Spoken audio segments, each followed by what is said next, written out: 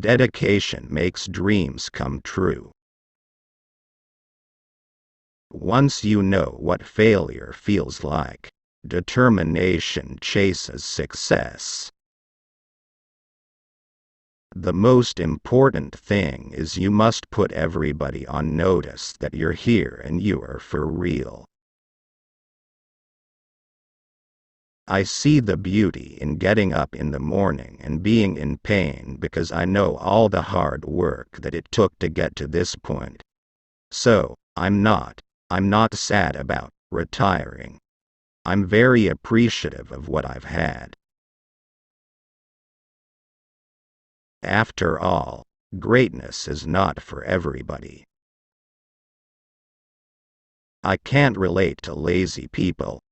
We don't speak the same language. I don't understand you. I don't want to understand you.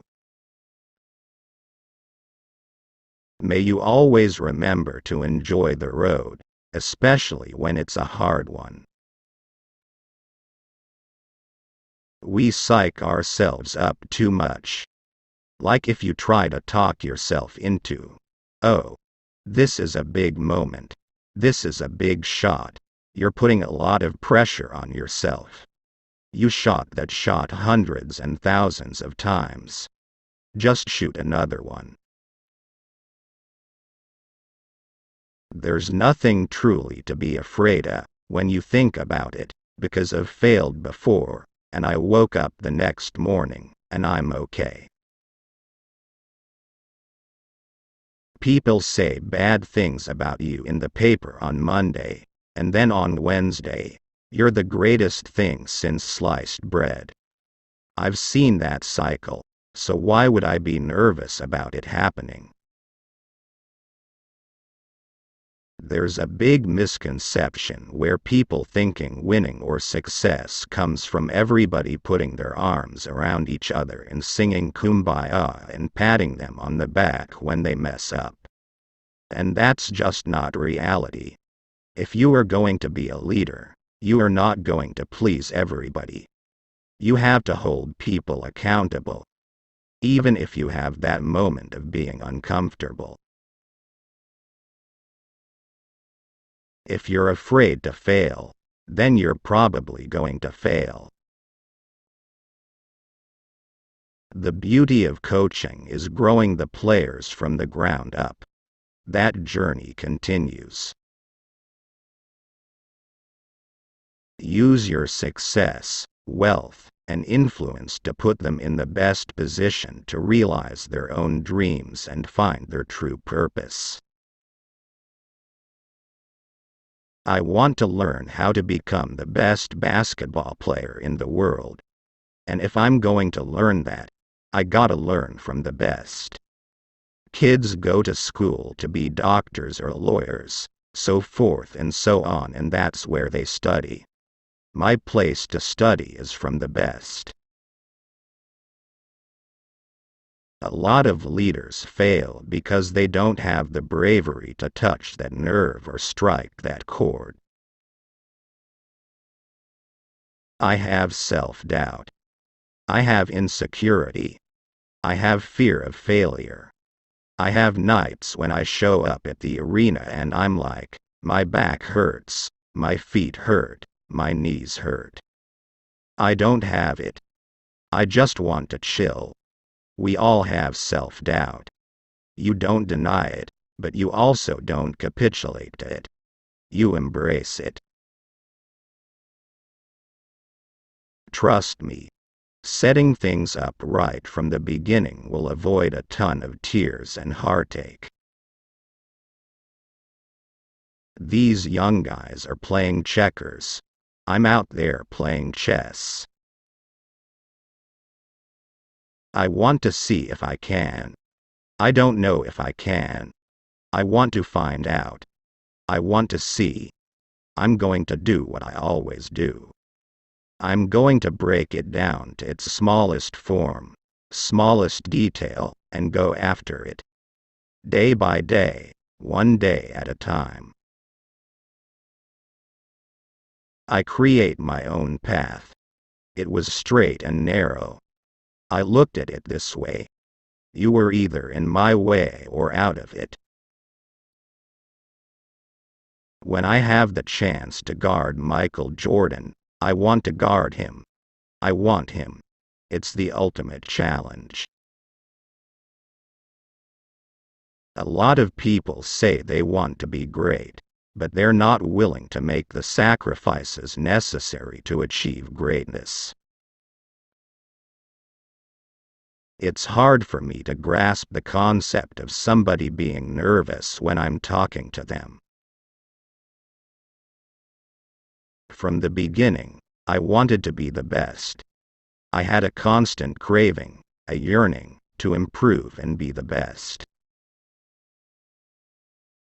My parents are my backbone. Still are. They're the only group that will support you if you score 0 or you score 40. I never needed any external forces to motivate me. Pain doesn't tell you when you ought to stop. Pain is the little voice in your head that tries to hold you back because it knows if you continue you will change. Losing is losing. There aren't different degrees of losing.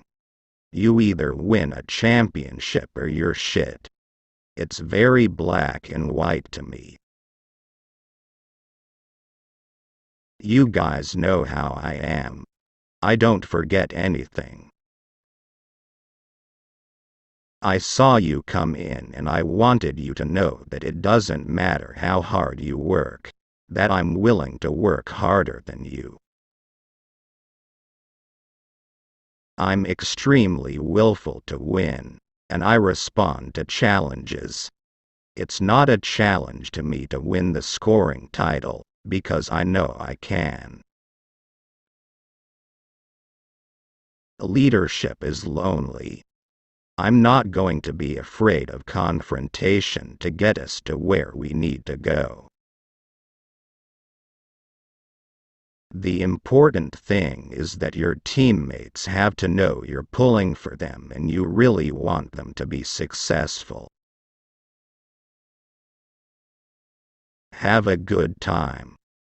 Life is too short to get bogged down and be discouraged. You have to keep moving. You have to keep going. Put one foot in front of the other. Smile and just keep on rolling. I had to organize things. So I created the Black Mamba. So Kobe has to deal with these issues, all the personal challenges. The Black Mamba steps on the court and does what he does. I'm destroying everybody that steps on the court. Everything negative, pressure, challenges, is all an opportunity for me to rise. I realized that intimidation didn't really exist if you're in the right frame of mind. There's no need to get too crazy or bent out of shape. There are still challenges every day. But I'm still having fun. I was born to play this game. I still love it. This is the moment I accept the most challenging times will always be behind me and in front of me. Great things come from hard work and perseverance. No excuses. When we are saying this cannot be accomplished, this cannot be done, then we are short-changing ourselves. My brain, it cannot process failure. It will not process failure. Because if I have to sit there and face myself and tell myself, you are a failure, I think that is almost worse than dying. The moment you give up is the moment you let someone else win. The message was that if you want to win championships, you have to let people focus on what they do best while you focus on what you do best. For me, that was rebounding, running the floor, and blocking shots. If I wanted to play, I'd still be playing for the Lakers. The most important thing is to try and inspire people so that they can be great at whatever they want to do. The last time I was intimidated was when I was 6 years old in karate class. I was an orange belt and the instructor ordered me to fight a black belt who was a couple years older and a lot bigger. I was scared shitless. I was terrified and he kicked my ass. But then I realized he didn't kick my ass as bad as I thought he was going to and that there was nothing really to be afraid of.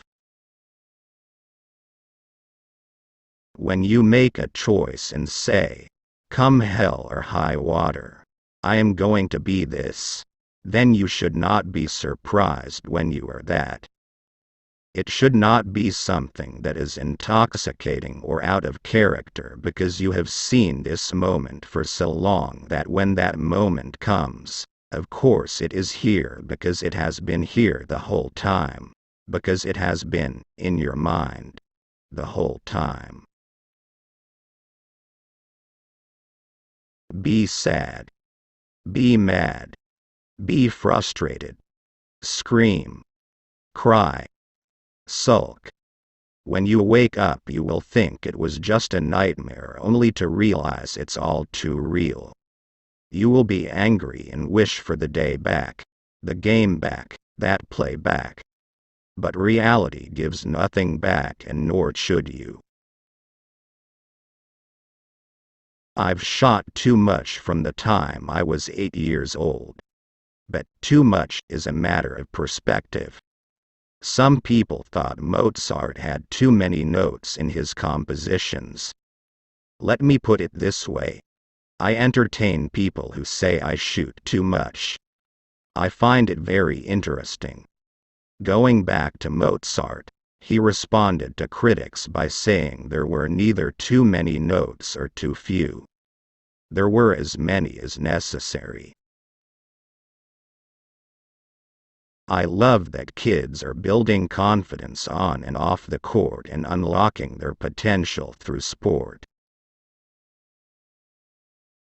I don't want to be the next Michael Jordan, I only want to be Kobe Bryant. I'll do whatever it takes to win games, whether it's sitting on a bench waving a towel, handing a cup of water to a teammate, or hitting the game-winning shot. I don't fuck with bees, man. Other than that, I'm not afraid of nothing. If you do not believe in yourself, no one will do it for you. I'm reflective only in the sense that I learn to move forward. I reflect with a purpose. I got one more than Shaq, so you can take that to the bank. We all can be masters at our craft, but you have to make a choice. What I mean by that is, there are inherent sacrifices that come along with that. Family time, hanging out with friends, being a great friend, being a great son, nephew, whatever the case may be. There are sacrifices that come along with making that decision. I never looked at basketball as work. I didn't realize it was work until my first year in the NBA. When I came around, I was surrounded by other professionals and I thought basketball was going to be everything to them, and it wasn't. And I was like, this is different. I thought everybody was so obsessive about the game like me. It was like, no? Oh, that's hard work. I get it now. We can always kind of be average and do what's normal. I'm not in this to do what's normal. There's been a lot of talk of me being a one-man show, but that's simply not the case. We win games when I score 40 points, and we've won when I score 10. Haters are a good problem to have. Nobody hates the good ones. They hate the great ones. Boos don't block dunks. The beauty in being blessed with talent is rising above doubters to create a beautiful moment. Winning takes precedence over all. There's no gray area, no almosts. I don't want chumps. I don't want pushovers, and if you're a chump and a pushover, I will run over you.